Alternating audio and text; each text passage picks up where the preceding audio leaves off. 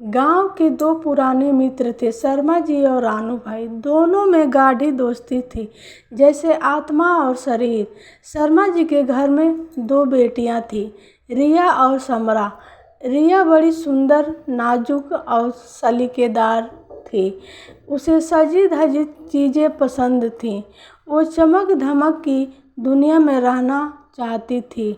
समरा शांत, सरल और मेहनती थी। उसे किताबें पढ़ना, खाना बनाना और दूसरों की मदद करना अच्छा लगता था। एक दिन रानू भाई अपने पुराने दोस्त से मिलने आए।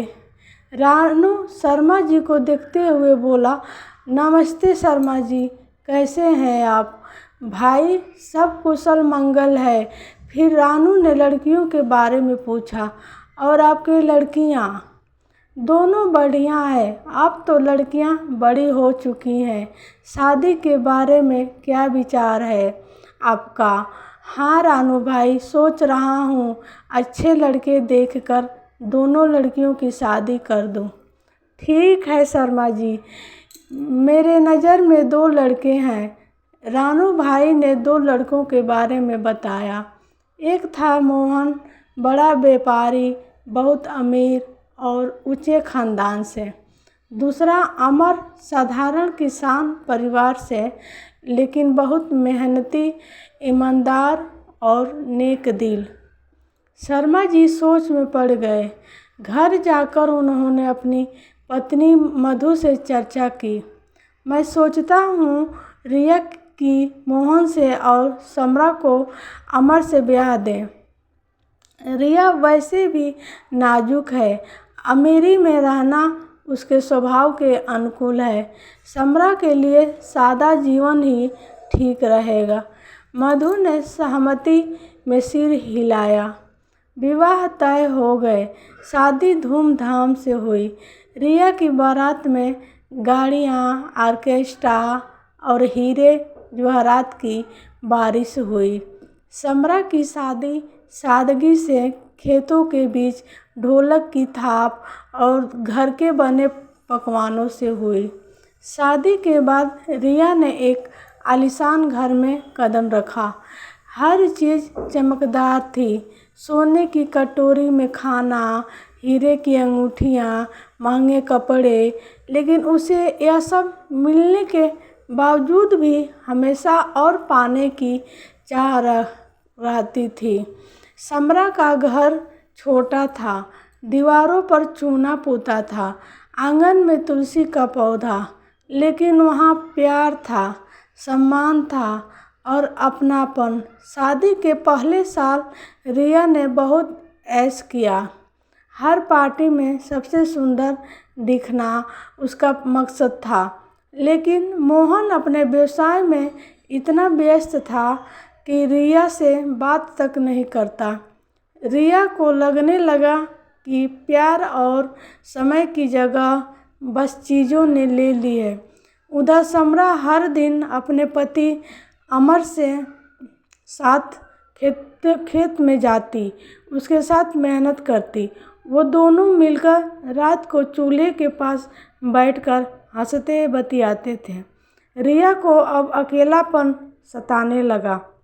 धीरे धीरे मोहन के व्यापार में गिरावट आने लगी। एक दिन सब कुछ बदल गया। मोहन की कंपनी पर कर्ज चढ़ गया, घर बिक गया, नौकर चाकर सब चले गए। रिया, जो कभी नौकरों से पानी मांगती थी, अब खुद झाड़ू पोछा करने लगी।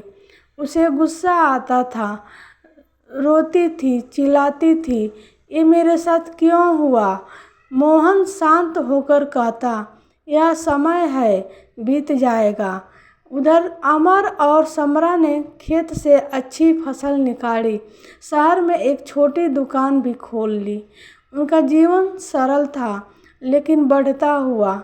एक दिन दोनों बहनें मेले में मिलती हैं। कैसी हो समरा? रिया पूछती है। खुश हूँ दीदी, मेहनत रंग लाई है।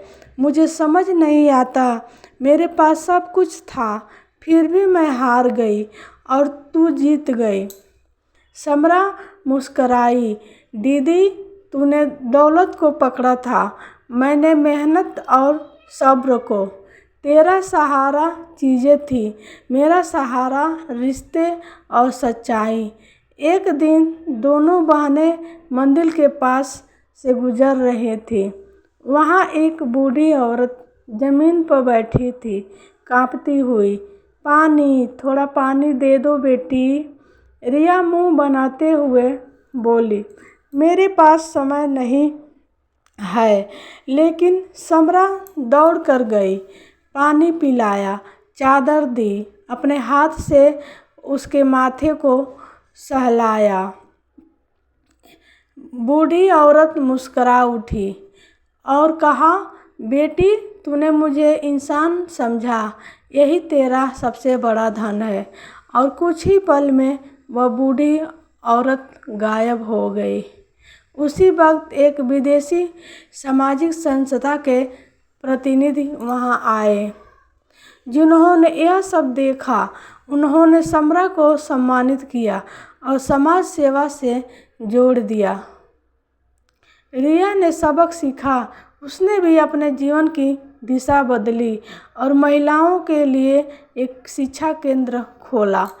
वह समरा से प्रेरणा लेकर लोगों की सेवा करने लगी। सच्ची दौलत पैसों से में नहीं, इंसानियत, सब्र, सेवा और रिश्तों में होती है। जो सब्र करता है, समय उसके साथ चलता है, और जो घमंड करता है, समय उसे पीछे छोड़ देता है। दोस्तों, अगर यह कहानी अच्छी लगी तो मेरे चैनल को लाइक, शेयर, सब्सक्राइब कर देना। Thank you.